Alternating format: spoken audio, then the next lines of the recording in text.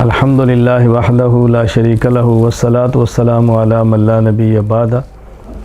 پارہ نمبر 30 سورۃ النبأ۔ اس صورت میں بطور خاص اللہ تعالیٰ نے قیامت کا ذکر فرمایا ہے، قیامت کی ہولناکیوں کا ذکر فرمایا ہے، اور اہل جنت کے لیے انعامات کا ذکر فرمایا ہے، قیامت کے دن کافر کی حسرت کا ذکر فرمایا ہے۔ سورۃ النازعات۔ اس صورت میں بھی اللہ تعالیٰ نے قیامت کا ذکر فرمایا ہے، دوبارہ جی اٹھنے کا ذکر فرمایا ہے، اور اسی صورت میں اللہ تعالیٰ نے فرعون کو عذاب دینے کا ذکر فرمایا ہے اور آخرت کی طرف متوجہ فرمایا ہے۔ سورہ عبس۔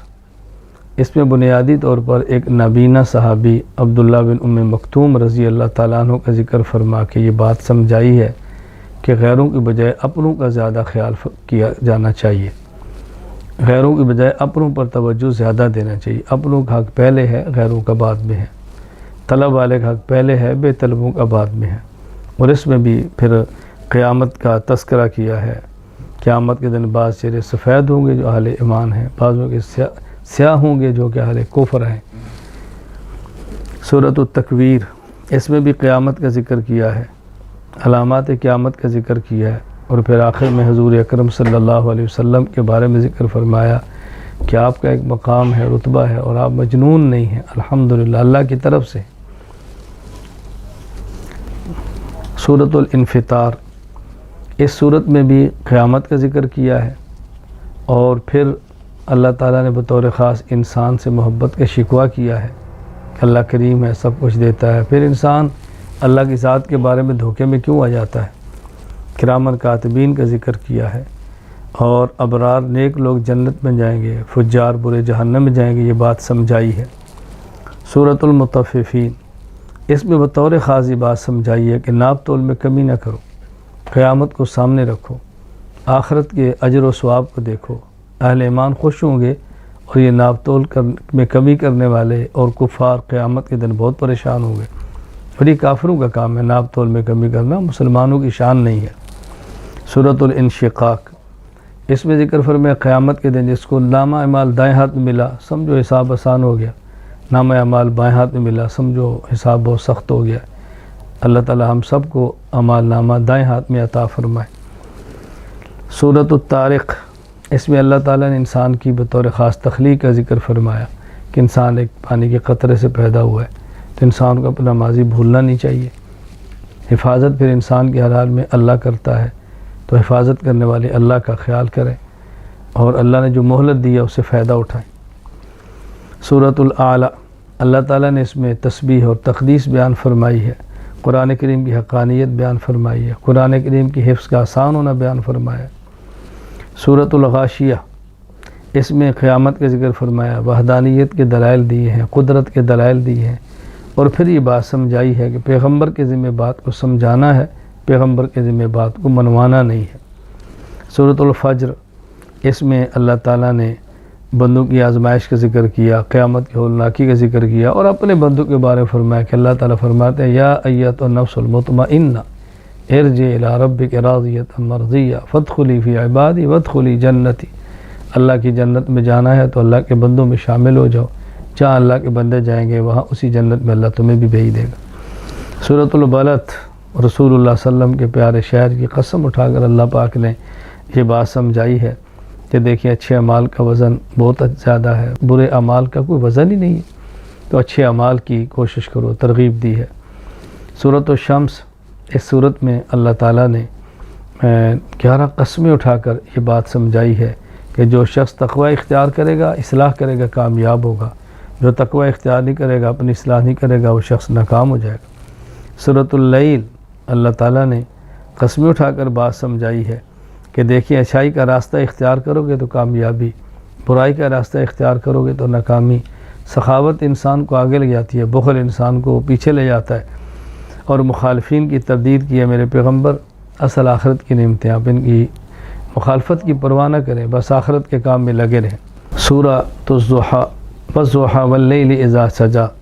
نبی کریم صلی اللہ علیہ وسلم سے محبت کا، اپنے راضی ہونے کا تذکرہ کرایا، کبھی ناراض نہ ہونے کا ذکر فرمایا، اور بطور خاص یہ 3 حکم دیے ہیں مانگنے والے کا خیال کرو، یتیم کا خیال کرو، اور مانگنے والے کو ڈانٹو مت، جھڑکو مت، اللہ تعالیٰ جو نعمتیں عطا فرمائے اس کا تذکرہ کرو۔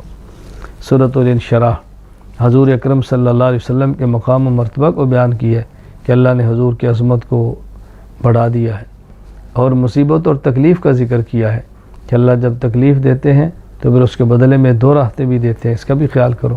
صرف مصیبت نہ دیکھو، مصیبت پہ ملنے والی آسانیاں اور اجر اور ثواب کو بھی ذہن میں رکھا کرو۔ سورۃ التین اللہ تعالیٰ نے قسمیں 4 اٹھا کے بیان فرمایا کہ انسان کو اللہ نے شکل و صورت کے بعد اپنی مخلوق میں سب سے خوبصورت بنایا ہے، تو انسان کو اس بات کا خیال رکھنا چاہیے۔ پھر اس صورت نے ایک دن ختم ہو جانا ہے، لہذا آخرت کی تیاری کے اندر لگے رہیں۔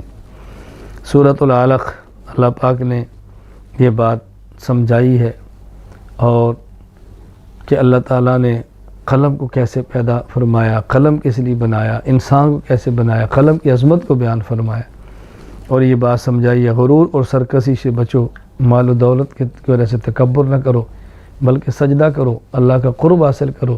اللہ تعالیٰ عاجزی سے اور سجدوں سے قرب دیتے ہیں۔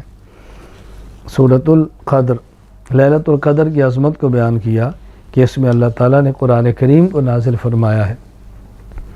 لوح محفوظ سے آسمان دنیا پر لیلۃ القدر میں قرآن کریم اترا ہے، تو لیلۃ القدر کی فضیلت کو بیان فرمایا کہ اس ایک رات کی عبادت 1000 مہینوں کی عبادت سے افضل ہے۔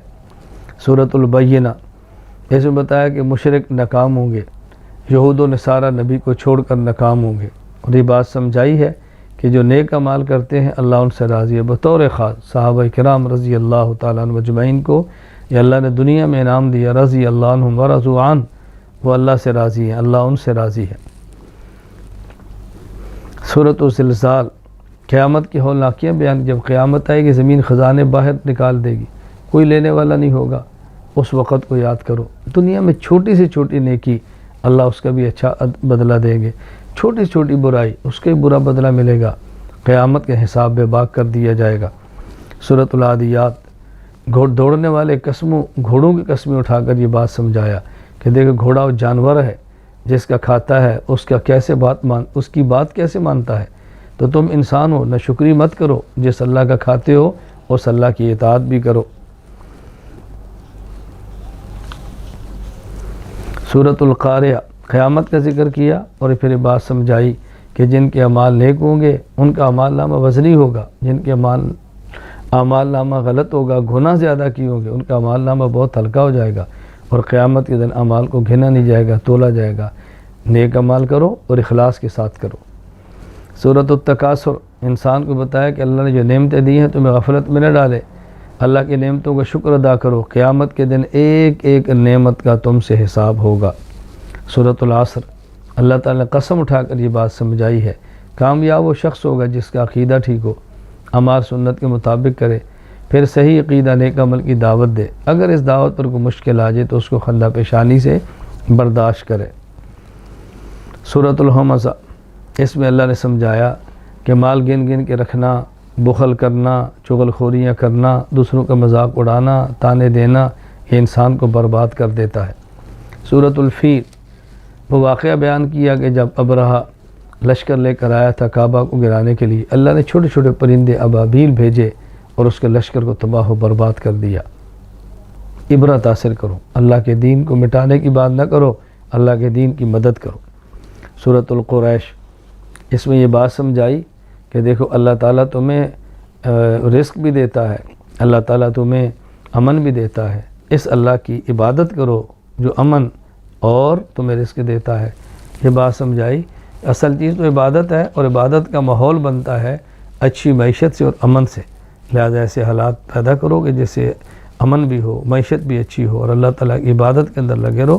امن اور معیشت سرکشی نہ کرو، اللہ کی نعمت سمجھ کر اللہ کے سامنے جھک جاؤ۔ سورۃ الماعون یہ بات سمجھائی ہے، بخل نہ کرو، نماز کی پابندی کرو، نماز میں غفلت نہ کرو، چھوٹی چھوٹی چیزیں کھانے پینے کی ہوتی ہیں یہ دیا کرو، اتنا بھی آدمی بخیل نہ ہو کہ چھوٹی چھوٹی چیزیں بھی روک کے رکھ لے۔ تو سخاوت کرو، بخل سے بچو، نمازوں کا اہتمام کرو، سستی سے بچو۔ سورۃ الکوثر حضور اکرم صلی اللہ علیہ وسلم کی عظمت کو بیان کیا کہ آپ کے مخالف ختم ہوں گے، آپ کا نام قیامت تک اور قیامت کے بعد بھی رہے گا۔ رسول اکرم صلی اللہ علیہ وسلم کی عظمت کو بیان فرمایا۔ سورۃ الکافرون، اس میں عقیدہ شرک کا رد کیا ہے، بنیادی طور پہ شرک کی نفی کی ہے۔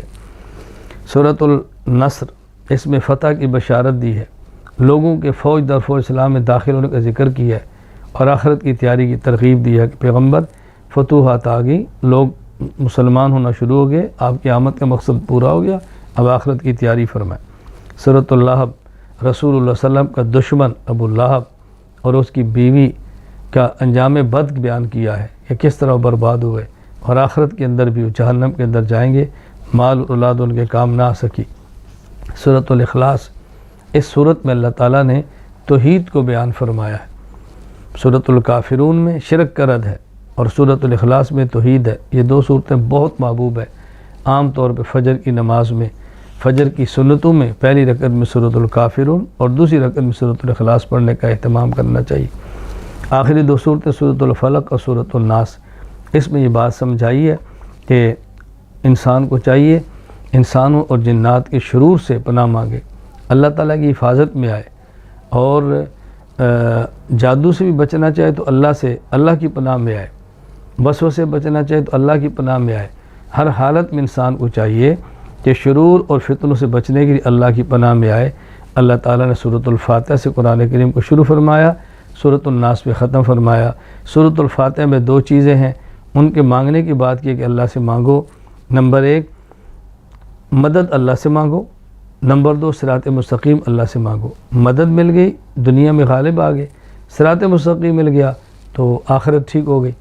اور آخری دو صورت میں سورۃ الفلق، سورۃ الناس میں بات بتائی، دو چیزوں سے بچو، مخلوقات کے شر سے دنیاوی معاملات میں، اور وسوسہ ڈالنے والوں کے شر سے دینی معاملات میں۔ دنیاوی معاملات میں مخلوق کے شر سے بچ کے تو دنیا بہتر ہوگی، وسوسہ ڈالنے والوں کے شر سے بچ کے دینی معاملات میں تو آخرت ٹھیک ہوگی۔